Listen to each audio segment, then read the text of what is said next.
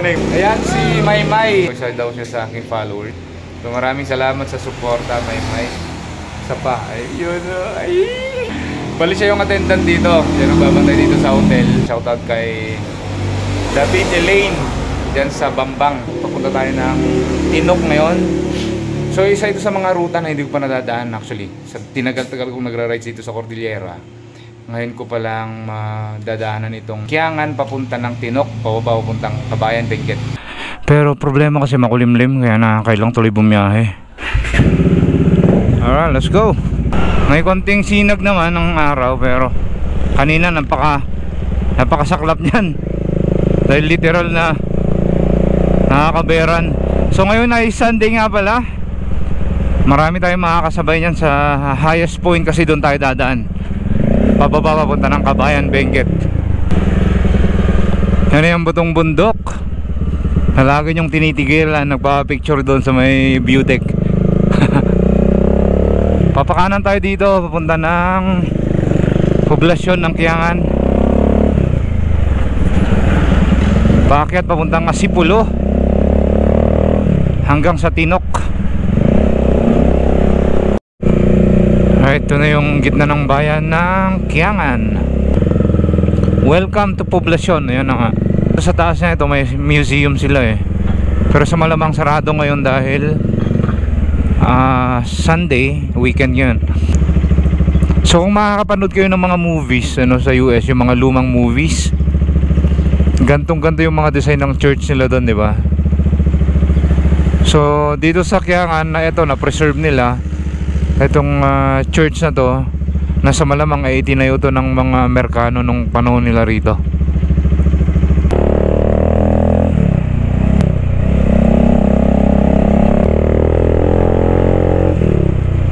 Alright, the curvy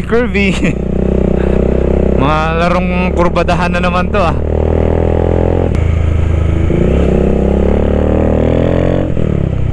Ganda oh. Ay ito pala yata yung rock formation na sinasabi. Ito nga yata yun. Ang laking bato mga brother oh. Imbuliklik rock formation pala na sinasabi nila. Tabi pala ng daan. Tapos merong view deck dun sa taas. Apaka solid naman ng bato na to. Nice.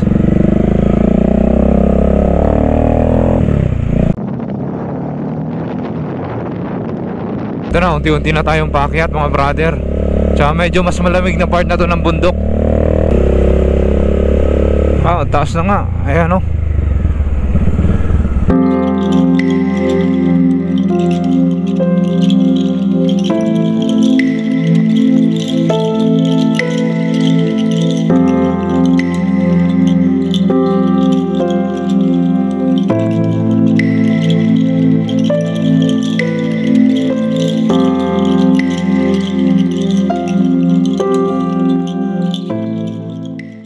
Pinakatuktok na pala talaga ito ng bundok mga brother. At least sa bundok na to, ito na yung pinaka mataas. May tataas pa. Ito pa, baba na tayo. So alam nyo na, nalagpasan na natin yung pinaka mataas na part ng bundok na yun.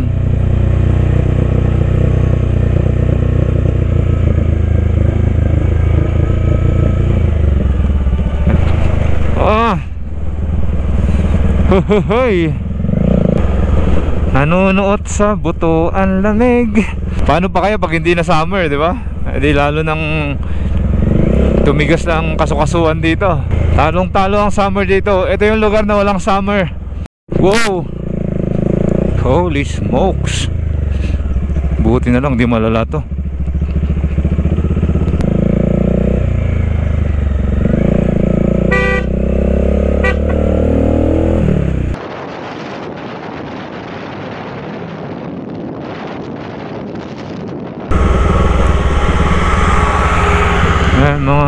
Mga broccoli tsaka mga cauliflower ready for transport na sa Baguio.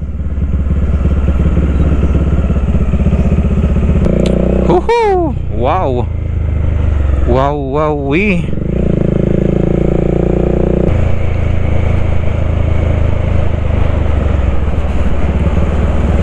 Ang kagandahan dito, talagang sagana rin sila ng tubig, ano?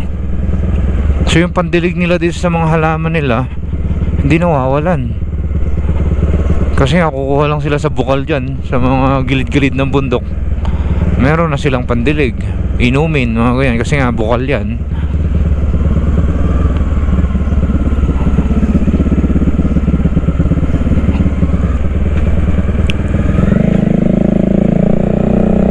Wow, parang Benguet na rin tong datingan ng lugar na to.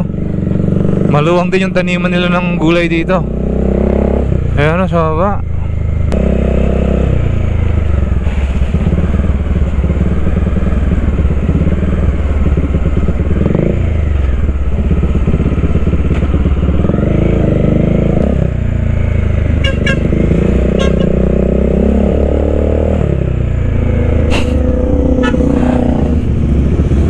May dalang sports bike yung isa.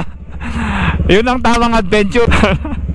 Honda CBR ata yun, 650. Poblasyon ng Tinok. May matataas na building na rito eh. Tama, ito na nga yun.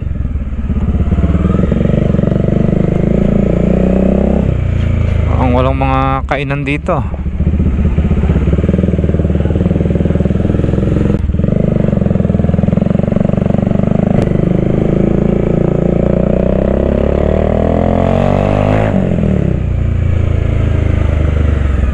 Sana rito.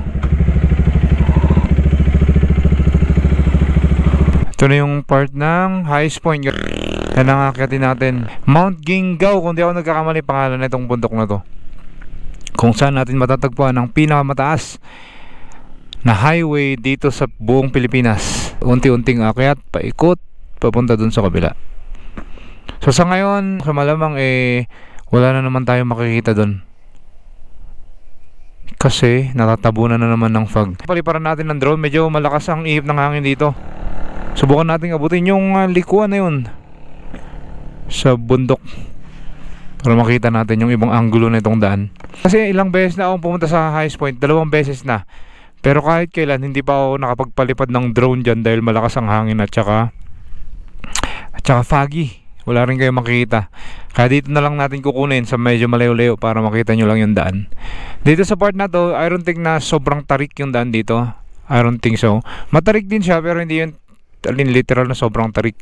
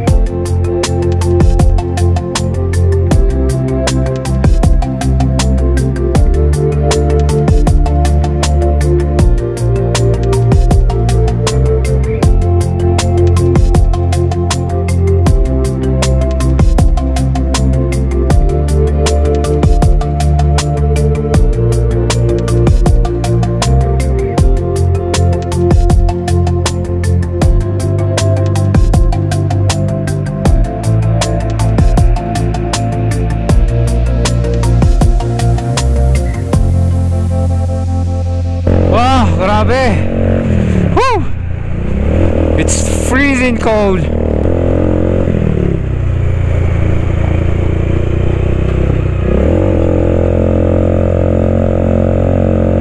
Ito bagong hulog lang itong mga bato na to.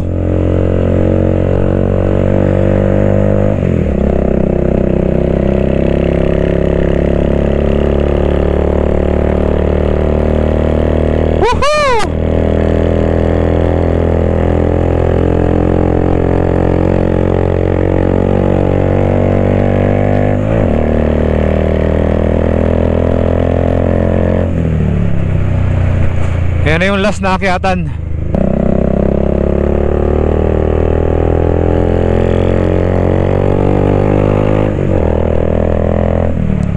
Meron tayong kasabay. Oh my Lord.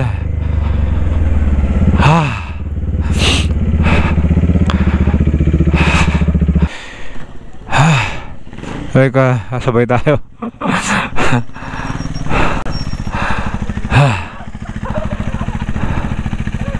Oh my God.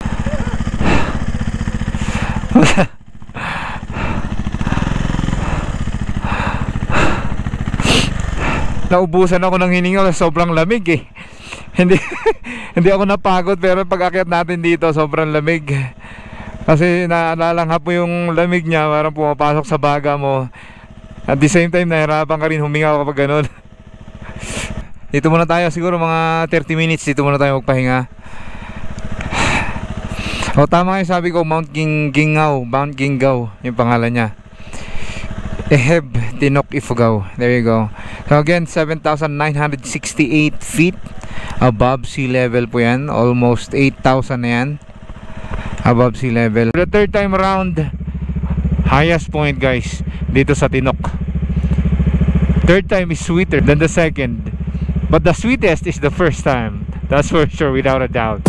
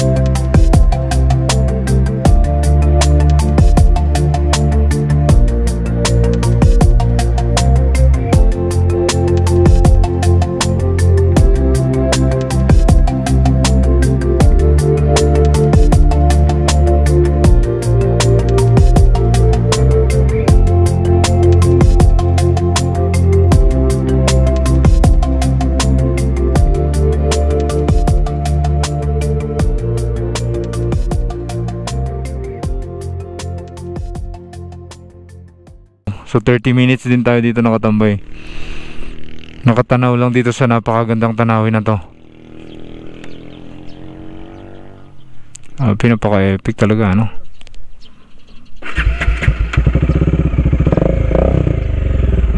Anyway, tara na, baba na tayo. Hanap muna tayong kakainin dyan sa baba.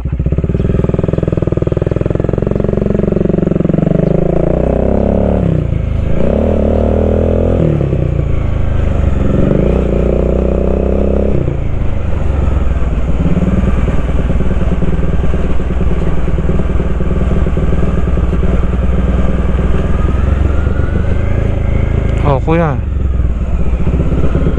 kumalma ka kuya.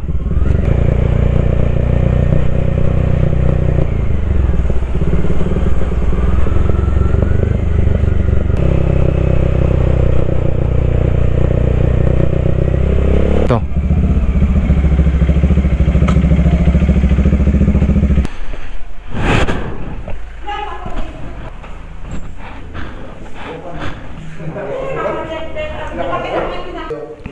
Ay, ito pala, gulay nga ito.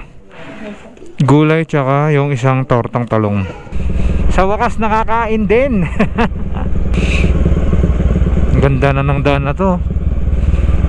Ang last na pumunta ako dito, Kapiranggot lang to eh. Parang one lane lang siya.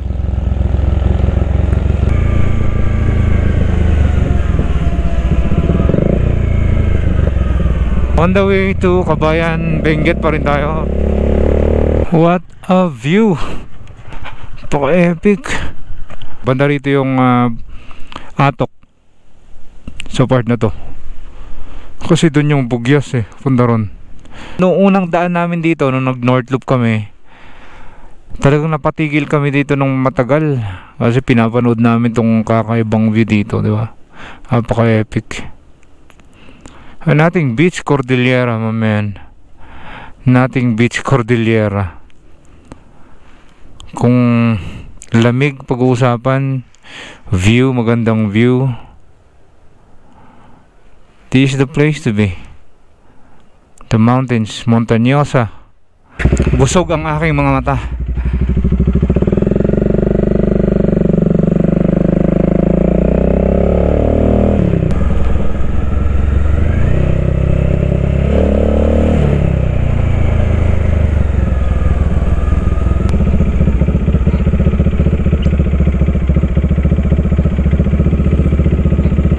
Kailangan ng mahinahong takbuhan. Calmado, mi amigo.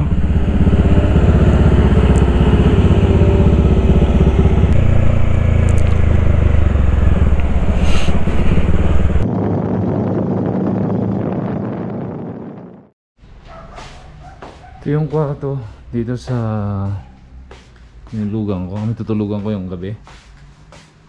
Ano yung bed do, double. May table siya, merong bintana, syempre, and ilog na yung sa baba. Dito tayo sa Kabayan na, Kabayan Benguet na po ito.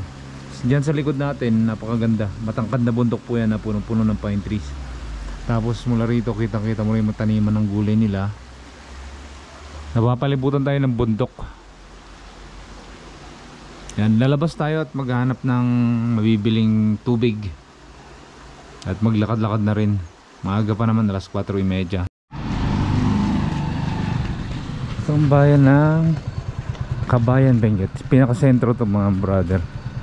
Alright, so dito tayo kakain. Malaki itong restaurant na to dito sa taas, second floor. Ayan, wala silang gulay, yun lang. Nakita nyo ba itong mga to? Mga paskil na ganyan. Ang dami niyan, makikita mo sa mga daan. Please no spitting of mama.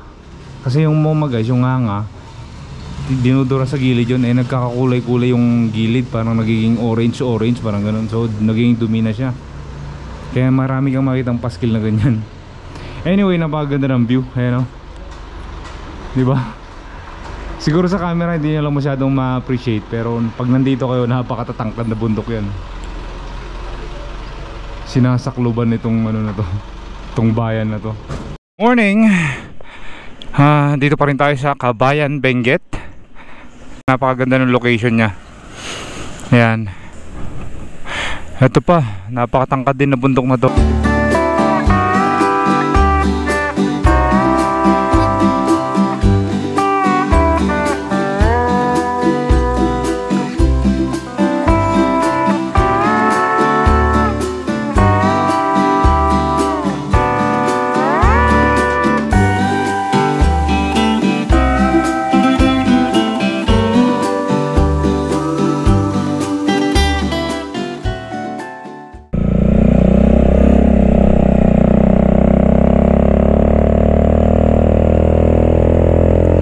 Best friend mo dito, Primera.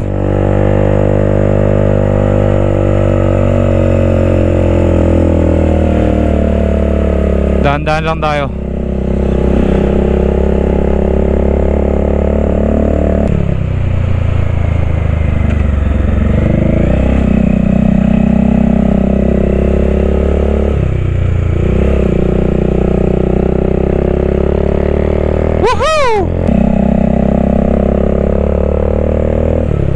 Napakaganda ng bundok na to.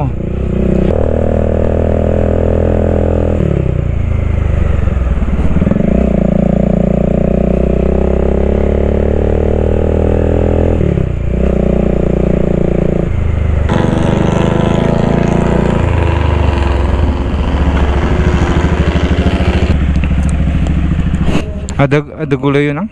Bulalo. Ha? Gulay. Ay, gulay. Dito torta. Oh, sige, may isa kasi. Ito guys, sinasabi kong view. Ay wala, natakpan na kasi. Doon maganda ron. At mula dito, kitang-kita na natin yung Halsema Highway doon sa kabila. Yung sa bundok na yun. Halsema Highway na yan.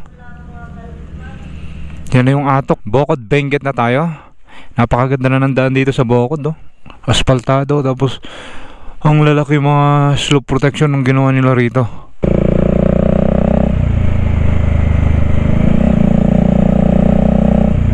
Pupuntahan natin ay Daklan Sulphur Spring. Yan, haba rito.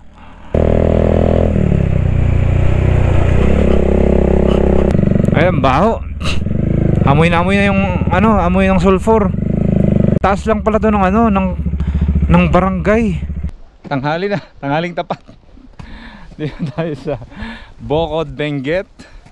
Ito yung Sulphur Spring na isa sa major na tourist destination dito sa Bokod Benguet. So meron kayong entrance fee na babayaran dito. Nagbayad na ako. 20 ata yun.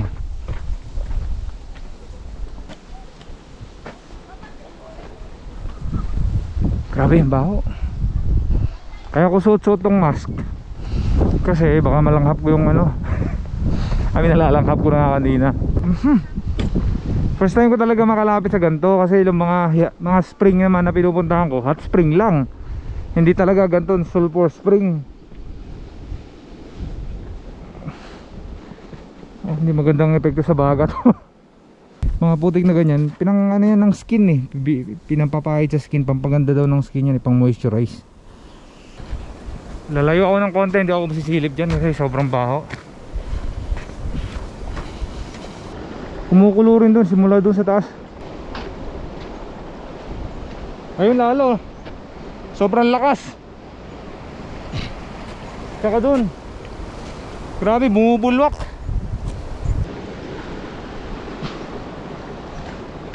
Pero malaki ang epekto sa baga na ito, mga nakakalanghap. Yup. Yeah. Ito, naging visible na siya.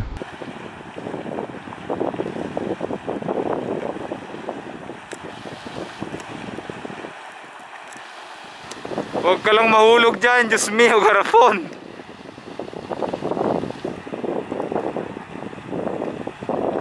At dito pa sa kabila.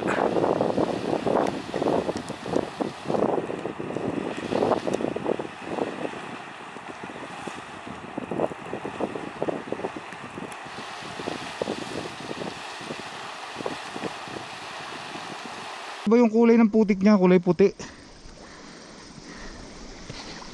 Wala nga.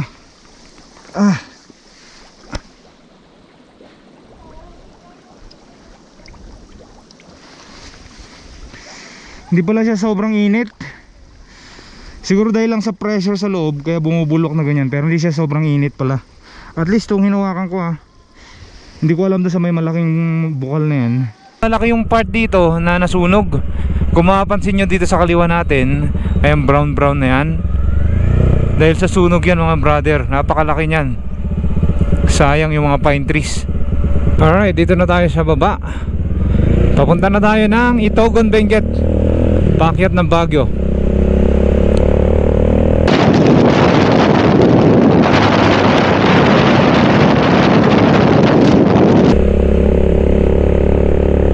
Woohoo! Woohoo! Marami asfaltado rin dito. Sarap.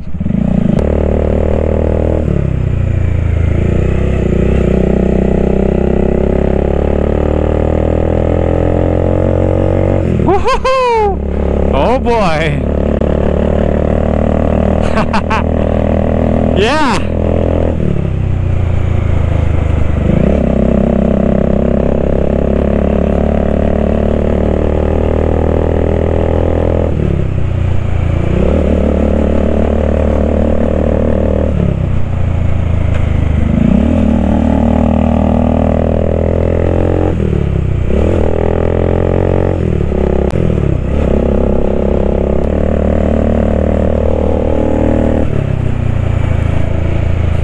Napatigil ako dito kanina dahil umulan. Pero saglit lang naman yung ulan niya. Tapos umaaraw na ulit. So ayun, okay na tayo. Alis na tayo. Tamang overlooking lang to. Hindi pala natin kita yung dam dito. Medyo mababa na pala to. Kita nyo yung mga kabundukan na yan. Yan, akitin na. Tatawirin natin yung mga yan. Ay, maraming maliliguan dito sa baba ng Ambuklaw Dam. Ayan, siguro pag weekend marami rin pumupunta rito.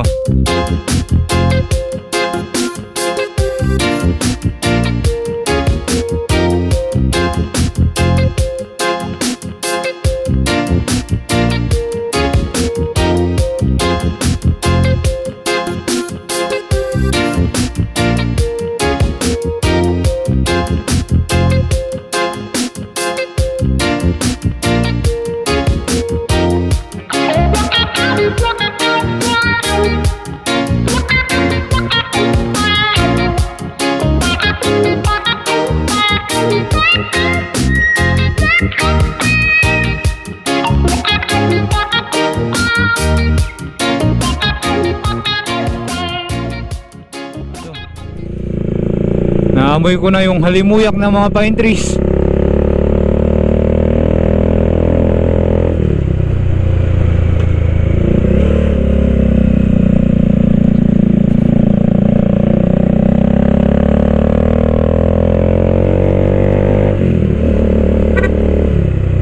Woo!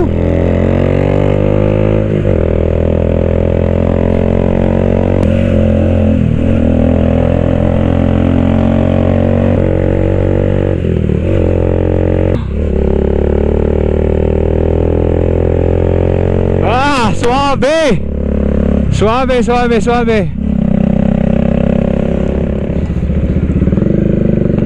Takdal Circle.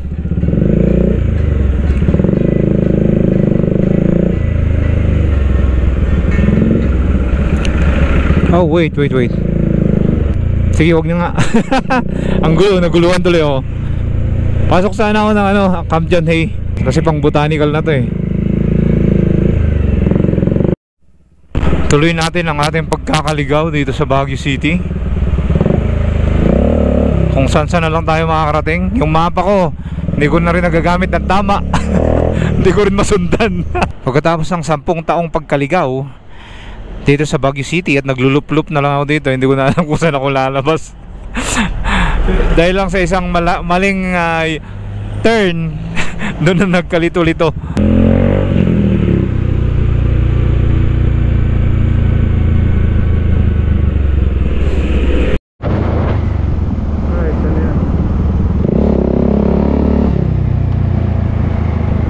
T-Flex na to, Rotonda. Check muna ng balance.